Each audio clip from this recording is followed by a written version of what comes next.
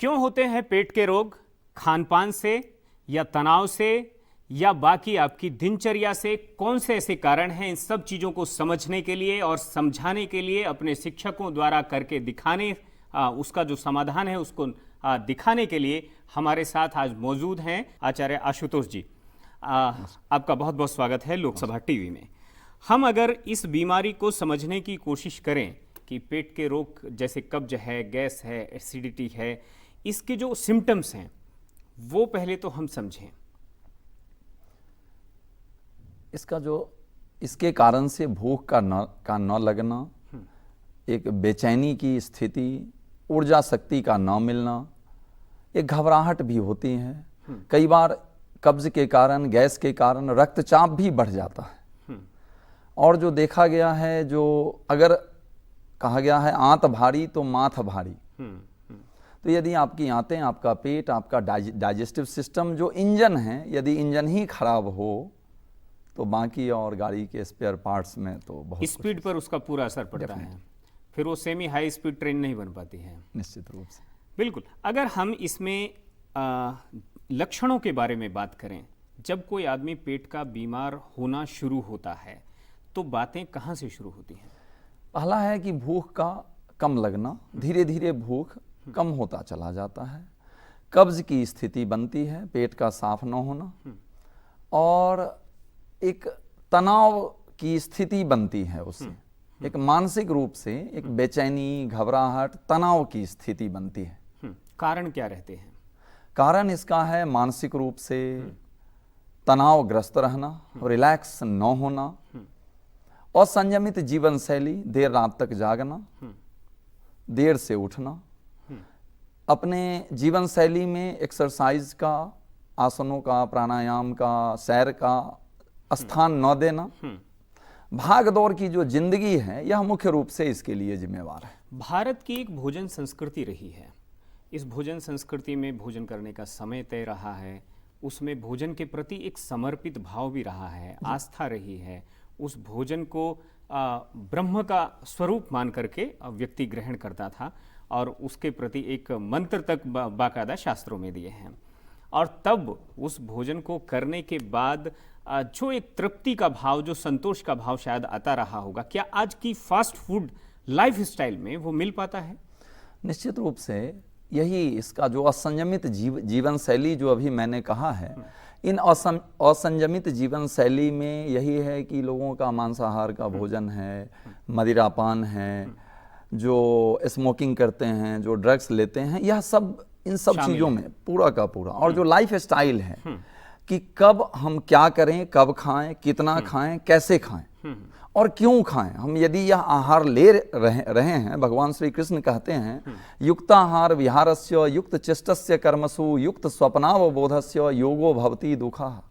युक्ति पूर्वक यदि आहार विहार न हो तो फिर यानी आहार तो जरूर युक्ति पूर्वक होना ही चाहिए, साथ साथ विहार भी। बिल्कुल, हम इसको समझने की कोशिश करेंगे। साथ में हम चलते हैं थोड़ा सा, जो आज हमने अपने दर्शकों के लिए उनके पेट की समस्या, पेट के रोगों के लिए, चाहे गैस हो, चाहे एसिडिटी हो, चाहे कब्ज हो, उसके लिए जो हम आज अपने इस कार्यक्रम को लेकर आए हैं, इसमें हम शुरुआत कहाँ से करें इसके अगर निदान की बात हो तो? देखिए, इसमें जो जठराग्नि है, जहाँ से जठर रस की उत्पत्ति होती है, यानी अग्नि का कमजोर पड़ना, मंदाग्नि जिसे कहा गया है। यदि भीतर की अग्नि, यदि जठराग्नि कमजोर हो जाए, प्रदीप्त न हो, तो गैस, एसिडिटी जैसी स्थिति बनती है। तो इसके लिए अग्निसार की क्रिया, कुछ सूक्ष्म व्यायाम हैं, जो क्रियाएं हैं, यौगिक क्रियाएं, उनमें एक अग्निसार की क्रिया है जो बहुत लाभकारी है। जठराग्नि ऐसा ही कुछ है जैसे चूल्हे पर हम कुछ रख करके पकाते हैं, वैसे ही वो नीचे से जलती है और ऊपर पेट में वो सब चीज़ें पकती हैं। निश्चित रूप और ज़्यादा मतलब वो पूरी तरह से यहाँ पर कारण के बारे में आपने बताया, लक्षण आपने बताए।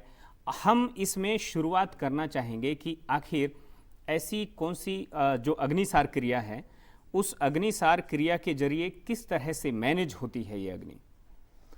देखिए, जब भी हमारा जो पाचन संस्थान है, जब अग्निसार क्रिया में हम अपने उदर प्रदेश को जब संकुचित करते हैं, जब हम अंदर की ओर दबाव जब डालते हैं तो हमारा पाचन संस्थान संकुचित होता है और इसे सक्रिय करता है। बिल्कुल। जो निष्क्रिय हो रहा है, जब लोग कोई भी अपने दैनिक जीवन में जो यौगिक अभ्यास को नहीं जोड़ पाते हैं, आराम तलवी जीवन शैली को जो लोग अपनाते हैं, उन्हीं की ये समस्या होती है। बिल्कुल। तो दर्शकों, ये एक तरह से सूक्ष्म क्रिया योग का हिस्सा है।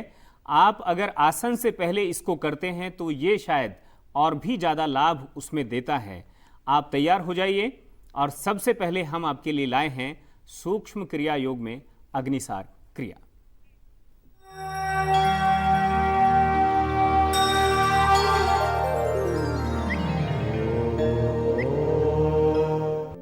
दोनों पैरों में 1.5 से 2 फीट तक की दूरी, दोनों पैर घुटने के नजदीक से मोड़ लें। दोनों हथेली से पूरा वजन, ऊपर के हिस्से का वजन टिका दें अपने दोनों घुटनों के ऊपर, जांघों के ऊपर। श्वास भरें वेगपूर्वक और धीरे धीरे वेगपूर्वक श्वास छोड़ दें और बाहर ही अपने श्वास को रोक कर रखें और अपने उदर प्रदेश को अंदर की ओर, पेट को पिचकाएं, फिर धीरे धीरे फूलने दें, फिर पिचकाएं, फिर फूलने दें, अंदर बाहर की ओर। ऐसा 8 से 10 बार करें। श्वास बाहर की ओर रोक कर रखें। जब लगे कि श्वास न रुक पाए तो पुनः इसी क्रिया को दोहराएं। श्वास फिर से ले लें और पुनः इसी क्रिया को रिपीट करें। ऐसा आप कर सकते हैं रोज दिन अभ्यास। प्रातःकालीन खाली पेट, तो निश्चित रूप से आप देखेंगे कि आपकी जठराग्नि प्रदीप्त होती है। स्वतः ही अच्छी भूख लगनी शुरू हो जाएंगी। वात और पित्त दोष से जल्दी ही निजात मिलता है। ऐसा अभ्यास आप रोज दिन कर सकते हैं 4 से 5 बार, 6 बार तक। धीरे से विश्राम की स्थिति। अग्निसार क्रिया के बाद अगर अग्निसार क्रिया अच्छे से कोई साधक शुरू करता है तो नौली क्रिया जो है वो भी इसका एक एडवांसमेंट है और शायद और भी ज़्यादा अच्छा लाभ उसमें लिया जा सकता है। निश्चित रूप से नौली की क्रिया भी बहुत मुश्किल तो नहीं कहते हैं, लेकिन आम तौर पर लोग नहीं कर पाते हैं। बिल्कुल। अग्निसार की क्रिया का यदि अभ्यास किया जाए, जो आम लोग इसे कर सकते हैं। नौली की क्रिया तो बच्चे सब कठिन है, बच्चे तो कर लेते हैं, बड़ों में यह थोड़ा सा मुश्किल होता है। अगर पेट बढ़ जाएगा तो मुश्किल होता है। निश्चित रूप से। और अगर पेट नहीं बढ़ा है और नौली क्रिया अगर इसके एडवांसमेंट में शुरू कर दी तो फिर पेट बढ़ना मुश्किल हो जाएगा। बिल्कुल बिल्कुल। हम यहाँ पर आज सबसे पहले समझना शुरू करेंगे कि आज आपके पिटारे में आसन कौन कौन से हैं पेट के बीमारियों को रिमूव करने के लिए, उसका समाधान करने के लिए।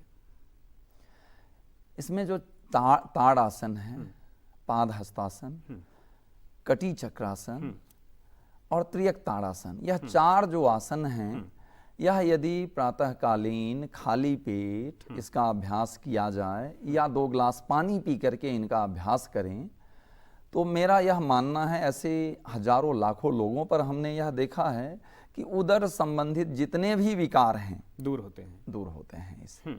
तो दर्शकों, आप तैयार हो जाइए। यहाँ पर हम अपने योगाचार्य आशुतोष जी से ये भी प्रार्थना करेंगे कि वो हर आसन के पहले उसके डू एंड डोंट्स की चर्चा करें, ताकि आप उस आसन को करने से पहले सजग हो जाएं कि यह आसन मेरे लिए है या नहीं है। तो यहाँ पर हम शुरू करते हैं आसनों की ये कड़ी।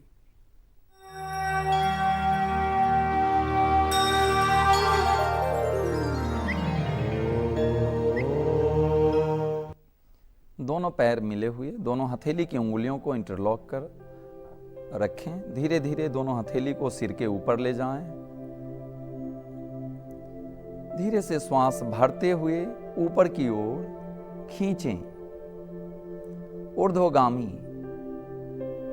थोड़ी देर रुकें, पुनः श्वास छोड़ते हुए इसे वापस ले आएं। लगातार इस क्रिया का अभ्यास आप कर सकते हैं 4 से 5 बार। जैसा आप देख रहे हैं, इसमें खिंचाव हो रहा है, ट्रैक्शन। यह शरीर को खींच रहा है, ऐसे ही यह आंतों को भी खींचता है, यह ट्रैक्शन है। इससे जो वायु की जो जब वात कुपित होता है तो धीरे धीरे वह इसे रिलीज करता है, ताड़ासन। बिल्कुल बिल्कुल। बाकी इसके और भी कई गहरे प्रभाव हैं, स्पाइनल कॉर्ड पर हैं, कंधे पर है, लेकिन पाचन संस्थान के लिए बहुत ही चमत्कारिक अभ्यास है ताड़ासन। अगला अभ्यास त्रियक ताड़ासन। दोनों हथेली की उंगलियों को इंटरलॉक कर ऊपर की ओर स्ट्रेच करें। दोनों पैरों में 1.5 से 2 फीट तक की दूरी। दोनों हथेली सिर के ऊपर। श्वास भरते हुए ऊपर की ओर खींचें। श्वास छोड़ते हुए अपने अपने दाईं ओर, राइट साइड। थोड़ी देर रुकें, इसके प्रभाव को महसूस करें। आपके डाइजेस्टिव सिस्टम पर, आंतों पर क्या खिंचाव पड़ रहा है। धीरे से विश्राम। पुनः बाईं ओर श्वास छोड़ते हुए। इसमें ध्यान रखें, अपने कंधे को सीधा रखें, दोनों कोहनियां सीधी, चेहरे पर कोई खिंचाव न आए, तनाव न आए, प्रसन्नता का भाव। धीरे से विश्राम। पुनः ऐसे ही दाईं ओर, बाईं ओर। लगातार इसका अभ्यास आपको करना है। प्रातःकाल 2 गिलास पानी पी लें, 1 से 2 गिलास, जितनी आपकी क्षमता है।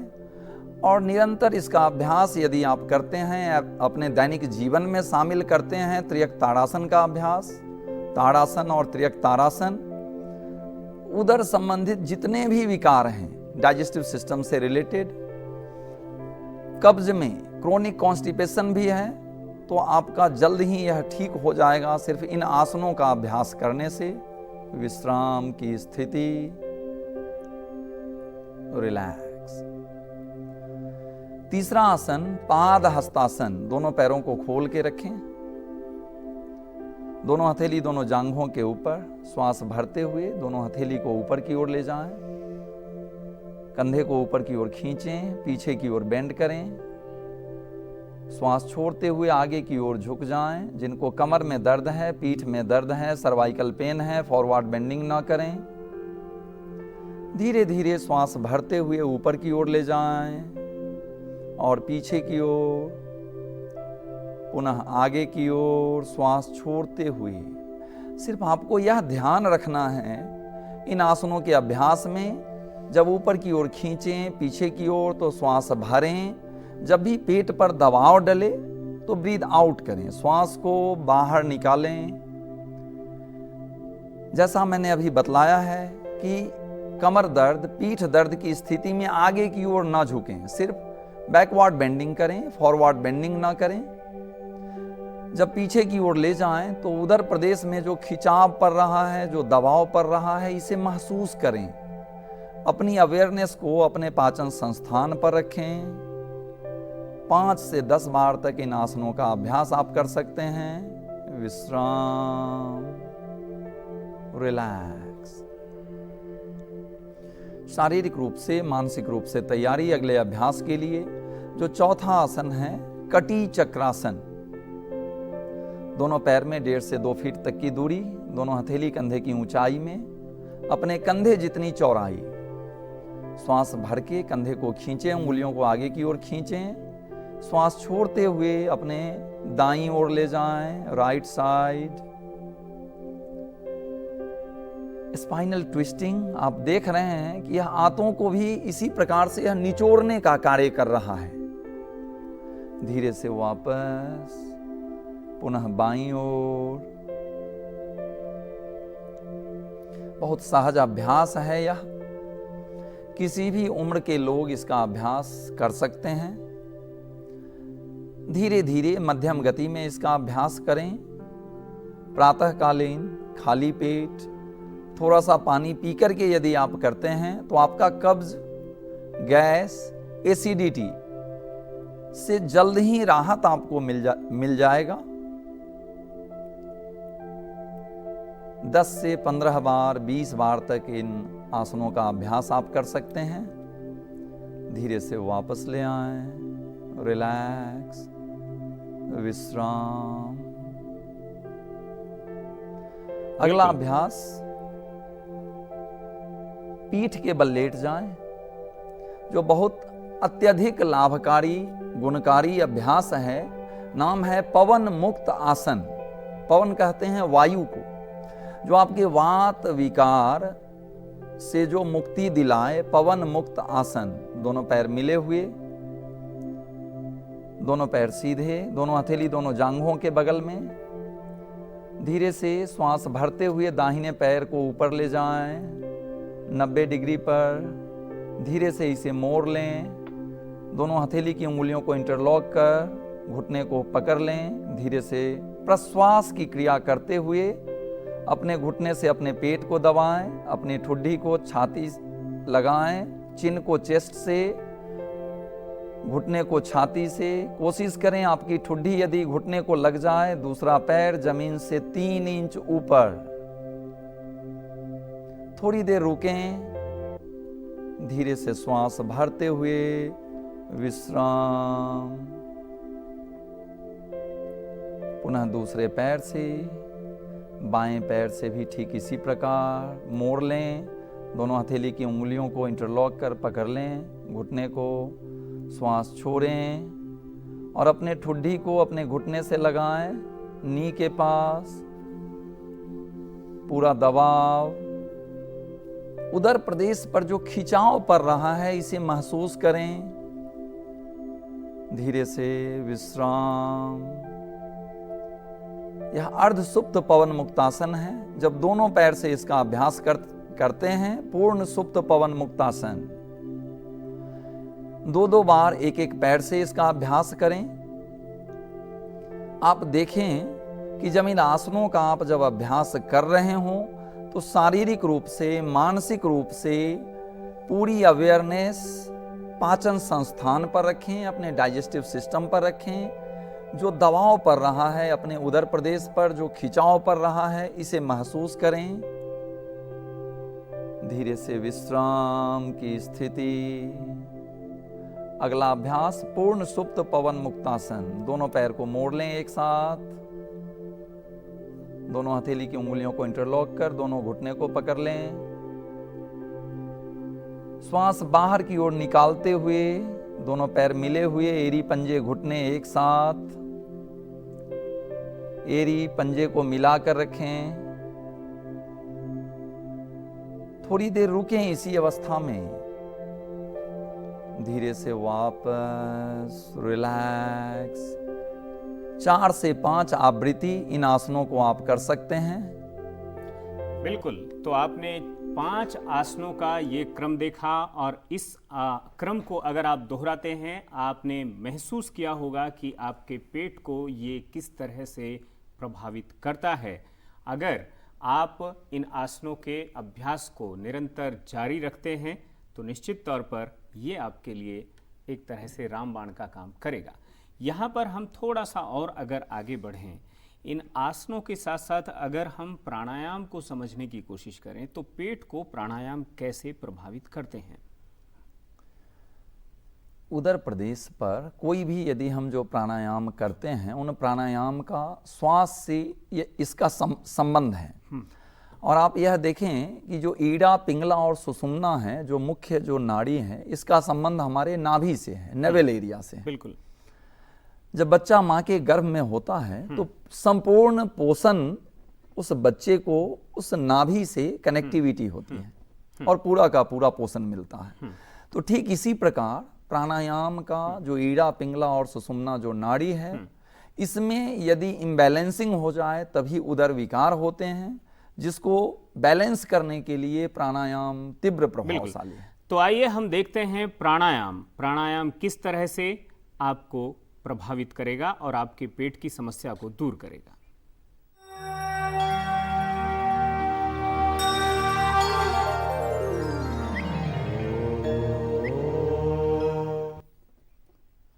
किसी भी ध्यानात्मक आसन में बैठें, चाहे वह सिद्धासन हो, पद्मासन हो, स्वास्तिकासन हो या वज्रासन हो। और यदि ऐसा आसन नहीं लगता हो तो सुखपूर्वक सुखासन। प्राणायाम करने से पहले यह आप देख लें कि आपके शरीर के किसी भी अंगों में कोई खिंचाव न हो, कोई तनाव न हो। शारीरिक रूप से, मानसिक रूप से आप तैयारी करें कि आप जो आज यह प्राणायाम करने जा रहे हैं, इसका आपके पाचन संस्थान पर क्या प्रभाव होने वाला है। अवेयरनेस सेंटर पॉइंट अपने मूलाधार चक्र पर, स्वाधिष्ठान चक्र पर और मणिपुर चक्र पर रखें। सर्वप्रथम हम आज करते हैं अभ्यास कपालभाति का।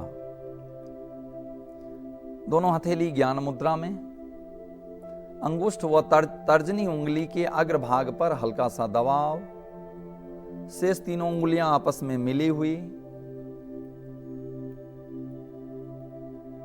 धीरे से श्वास को बाहर निकालें। प्रश्वास की क्रिया करते हुए उदर प्रदेश, पेट पिचक के अंदर की ओर जाए, पीठ को लग जाए। एक्सहेल करते हुए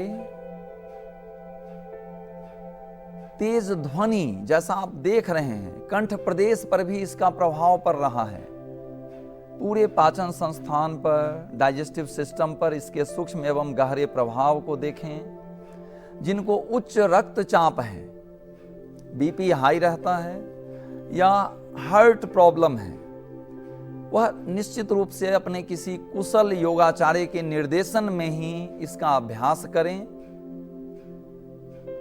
धीरे धीरे 50 स्ट्रोक से लेकर 100 स्ट्रोक तक करें। धीरे से विश्राम।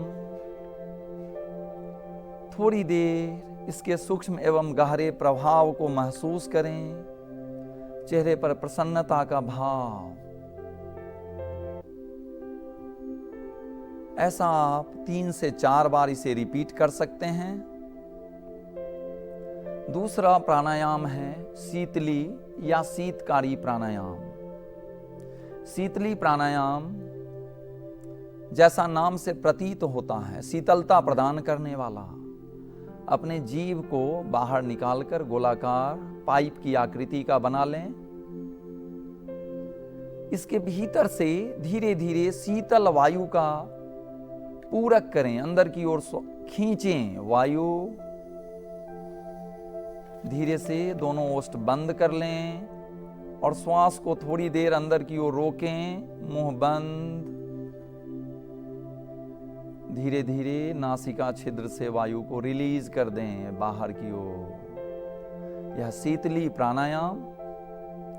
अगला अभ्यास शीतकारी टित, दांतों के बीच से शीतल वायु का पूरक करें। वेग पूर्वक श्वास खींचें, थोड़ी देर रोक के रखें, धीरे धीरे बाहर निकाल दें। ऐसा 4 से 5 बार अभ्यास आप करें। बिल्कुल, हम यहाँ पर प्राणायाम को देख रहे थे, शीतली या शीतकारी, और साथ में जिस तरह से कपालभाति को यहाँ पर किया गया, कपालभाति का तो सीधा असर पेट पर पड़ता है। पेट को हर बार एक तरह का पुशअप मिलता है। यहाँ पर एक बात और समझने वाली है कि क्या इसमें किसी तरह के और कर्म, षटकर्म की कोई ज़रूरत आपको महसूस होती है ताकि पेट दुरुस्त रहे? आयुर्वेद के हिसाब से जब त्रिदोष, वात, पित्त और कफ, यदि तीनों में से कोई भी कुपित हो जाए तो उदर विकार शुरू हो जाते हैं। पेट को अगर और ज़्यादा मतलब एकदम एक तरह से फिट रखना है तो सूर्य नमस्कार का क्या रोल है? सूर्य नमस्कार नाम से ही प्रतीत होता है, यह सबसे ज्यादा ऊर्जा, उसकी ऊर्जा जो है वो खींचती है शरीर। निश्चित रूप से सूर्य अग्नि का प्रतीक है, ऊर्जा का प्रतीक है। बिल्कुल। कुछ अगर चलते चलते हम आहार विहार पर चर्चा कर लें, कुछ टिप्स आपकी ओर से मिल जाएं हमारे दर्शकों को, तो शायद आज सूर्य नमस्कार के लिए हम कल फिर उसके डेमोन्स्ट्रेशन को आपको जरूर दिखाएंगे, लेकिन समय की कमी है आज। लेकिन अभी भी आचार्य जी से हम आहार विहार पर थोड़ा जरूर मार्गदर्शन लेंगे। हरी पत्तेदार सब्जियों का भोजन, भोजन के पश्चात रात्रि में कम से कम 15 से 20 मिनट तक के लिए वज्रासन में बैठना अपने आप में रामबाण औषधि है। प्रातःकालीन उठकर उषापान यानी पानी पीना, चाहे आप 1 गिलास, आपकी जितनी क्षमता है, या 1 लीटर या 2 लीटर, बिल्कुल उषापान का सेवन करें। थोड़ा सैर करें, अपने जीवनचर्या को, दिनचर्या को व्यवहारिक बनाएं। उसमें कहीं ना कहीं से कुछ प्रातःकालीन सैर, आसन, प्राणायाम कोई को जोड़ें। टिप्स, कोई एक टिप्स? इसमें सबसे जो बेहतर है कि यदि आप कब्ज से पीड़ित हैं तो एक्यूप्रेशर के हिसाब से जो पाचन संस्थान का जो यह पॉइंट है, मध्य केंद्र। यस, इसको थोड़ी थोड़ी देर के लिए दबाएं और ज्ञान मुद्रा जो यह है, यह अंगुष्ठ और इसको जो कहा गया है, यह हिस्सा, इस पर हल्का सा दबाव लगा करके, और वायु मुद्रा, बिल्कुल बिल्कुल। यह दोनों मुद्राएं अति लाभकारी हैं, अति गुणकारी हैं। इसका अभ्यास करें 2-2 मिनट के लिए। बिल्कुल, बहुत बहुत आपका धन्यवाद। आपने पेट जैसे महत्वपूर्ण अंग को लेकर के जिस तरह का यहाँ पर अपना ये समीक्षा की है, उसके उपाय, उसके निदान को यहाँ समझाया है, उसके लिए हम यहाँ पर एक बात जो है समझ रहे हैं कि अगर आपको लगता है कि आपके